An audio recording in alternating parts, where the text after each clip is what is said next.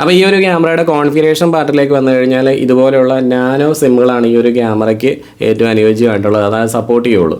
അപ്പോൾ ഞാനിത് ഇപ്പോൾ ഒരു സിമ്മിനകത്ത് ഇടാൻ വേണ്ടി പോവാണ്. അപ്പോൾ ഇവിടെ നിങ്ങൾക്ക് ആ ഒരു ആരോ മാർക്ക് കാണാം, ആ ആരോ മാർക്ക് നോക്കിയിട്ട് അതുപോലെ തന്നെ സിം ഇട്ടാൽ മതി. ഇനി ഉള്ളിലോട്ടൊക്കെ ചാടി പോയി കഴിഞ്ഞാൽ പിന്നെ തിരിച്ച് കിട്ടുമോ എന്നുള്ള കാര്യം എനിക്കറിയില്ല. എന്തായാലും ഞാനിപ്പോൾ എയർടെലിൻ്റെ ഒരു സിം ഇതിനകത്തോട്ട് ഇട്ടിട്ടുണ്ട്, ഇട്ടു. ഓക്കെ, അപ്പോൾ അവിടെ ലോക്ക് ആയിക്കോളും. നമ്മൾ സാധാരണ മൊബൈലിലേക്ക് ഇടുന്ന അതേപോലെ തന്നെയാണ്. എന്നിട്ട് ഇതങ്ങ് അടയ്ക്കുകയാണ്. ഞാനിപ്പോൾ മെമ്മറി കാർഡ് ഇതിലേക്ക് ഇടുന്നില്ല കേട്ടോ, എൻ്റെ കയ്യിൽ മെമ്മറി കാർഡ് ഇപ്പോൾ ഇല്ല, അതുകൊണ്ട് ഞാൻ ഇടുന്നില്ല.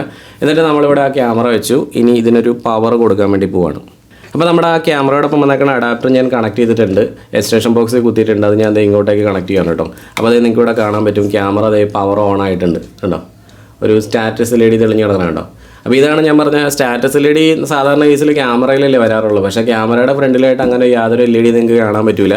ഈ ഒരു ക്യാമറയിൽ മാത്രമാണ് ഈ ഒരു ഫീച്ചർ ഞാൻ കണ്ടേക്കണം കേട്ടോ. ഇനി നമുക്ക് ഈ ഒരു ക്യാമറയെ നമ്മുടെ മൊബൈൽ ആപ്ലിക്കേഷനിലൂടെ ഒന്ന് ചെക്ക് ചെയ്ത് നോക്കാം. അതായത് മൊബൈൽ ഞാൻ ഓപ്പൺ ചെയ്യുകയാണ്. 4G മോഡ് ഓൺ ആയി. അതായത് നമ്മളിപ്പോൾ ക്യാമറയിലേ നമ്മളിപ്പോൾ സിം ഇട്ടിട്ടുണ്ടല്ലോ, അപ്പോൾ ആ സിം ഇട്ടതിനനുസരിച്ച് ക്യാമറ ഇപ്പോൾ നെറ്റ്വർക്കുമായിട്ട് കണക്റ്റ് ആയിട്ടുണ്ട്. നമ്മുടെ ഫോണിനെ എടുത്തിട്ട്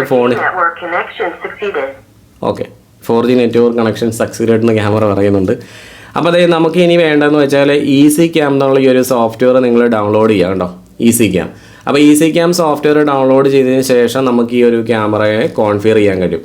അപ്പോൾ ഇവിടെ ആഡ് ചെയ്യാൻ വേണ്ടിയിട്ട് നമ്മുടെ ഈ ഒരു പ്ലസ് സൈനിൽ നമ്മൾ പ്രസ് ചെയ്ത് കഴിയുമ്പോഴത്തേക്ക് നമുക്ക് ക്യാമറകളുടെ വലിയൊരു ലിസ്റ്റ് ഇങ്ങോട്ടേക്ക് വരും. അപ്പോൾ ഇതിനകത്ത് നമ്മൾ ഇപ്പോൾ ചെയ്യാൻ വേണ്ടി പോകുന്ന ക്യാമറ എന്ന് വെച്ചാൽ CP-V32G എന്ന് പറഞ്ഞ ക്യാമറയാണ്. അത് ഈ കിടക്കുന്നതാണ്, 2 ആൻറ്റിനയൊക്കെ ഉള്ള ക്യാമറ കണ്ടോ. അപ്പോൾ അതിൽ നമ്മളൊന്ന് പ്രസ് ചെയ്ത് കൊടുക്കുക.